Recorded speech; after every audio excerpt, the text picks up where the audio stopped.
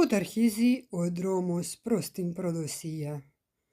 Επειδή η προδοσία δεν είναι ψέμα, ούτε στιγμής απιστίας.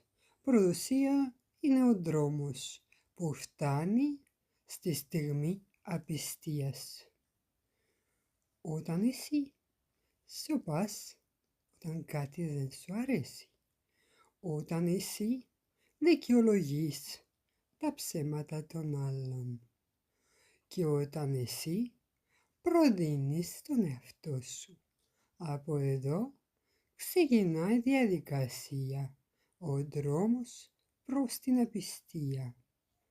Δεν φταίνε οι άλλοι ότι έφτασε εκεί. Οι άλλοι σε δοκιμάζαν. Δοκιμάζαν τα όρια σου. Και όταν είδαν ότι τα όρια σου μετακινούνται, σοβάς, δεν μιλάς, δεν εκφράζεσαι, τότε φτάνει στη στιγμή της προδοσίας. Επειδή εσύ ο ίδιος πριν πρόδωσες τον εαυτό σου. Νόμιζετε να κρατάς τα όρια είναι σκληρότητα? Όχι. Είναι αυτοσεβασμός.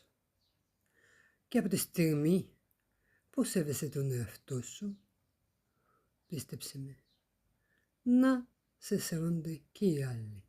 Και αυτοί που δεν σε σέβονται τελικά, παρόλο που εσύ κρατάς τα όρια σου, δεν θα σε σέβονται ποτέ. Μείνε μακριά τους.